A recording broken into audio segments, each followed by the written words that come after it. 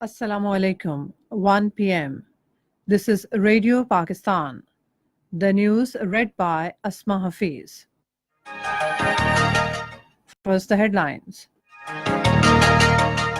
Pakistan Tehreek-e-Insaf says it will ensure the rule of institutions during its tenure. All Parties Hurriyat Conference says the presence of UN observers in Jammu and Kashmir is a clear proof that Kashmir is a disputed territory. China has offered to open discussions on post-Brexit free trade deal with Britain. The International Army Games 2018 started in Korla, China today. And now the news in detail. Pakistan Tehreek-e-Insaf leader Babar Awan says PTI is going to form government as per people's aspirations. Talking to newsmen in Islamabad today, he said institutions will rule during PTI tenure. He said no decision has so far been taken about nominee for Chief Minister Punjab. PTI spokesman Fawad Chaudhry says the process of forming government in Punjab will soon be completed. In a statement, he said the required number of members of the Provincial Assembly will be achieved by this evening. He said PMLQ leader Chaudhry Parvez Elahi will also meet PTI chairman Imran Khan today. Accountability Court Islamabad has adjourned the hearing of Al Azizia Steel Mills and Flagship Investments references against former Prime Minister Nawaz Sharif and his family members till Wednesday. Judge Mohammad Bashir is hearing the references. In occupied Kashmir, All Parties Hurriyat Conference says UN resolutions and presence of UN observers in Jammu and Kashmir is a clear proof that Kashmir is a disputed territory.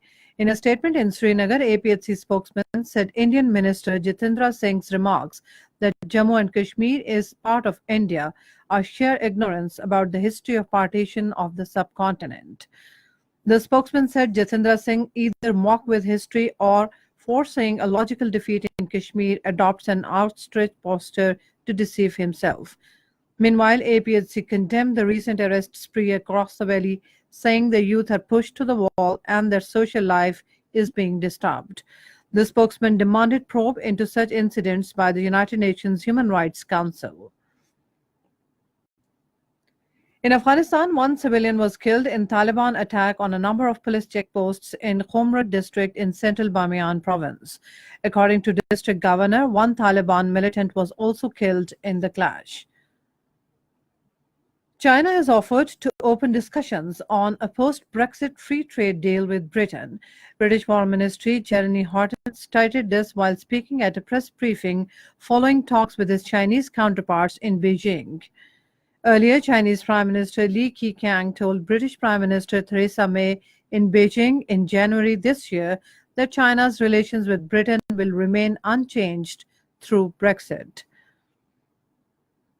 The International Army Games 2018 started today in Korla, Xinjiang, Yunnan Autonomous Region of China. Military units from 10 countries, including China, Pakistan, Russia, and Iran, are competing in the event. A contingent of Pakistan Armed Forces is participating in one contest, namely Clear Sky, to be hosted by China as part of International Army Games.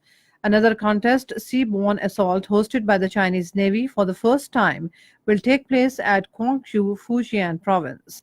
Pakistani Lieutenant Colonel Kamran Zahir, speaking at the opening ceremony, said that these Army Games will help exchange military development with armies of Pakistan and China. At the contests, all participants except the Russian Suvorov attack team will use Chinese equipment and weapons. Army Games would offer a good platform for global military exchanges and a bridge for friendship and cooperation.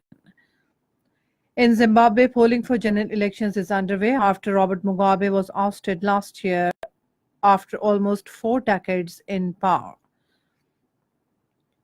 In Indonesia, more than 500 hikers and their guides remain stranded on an active volcano after a powerful earthquake struck Indonesian holiday island of Lombok.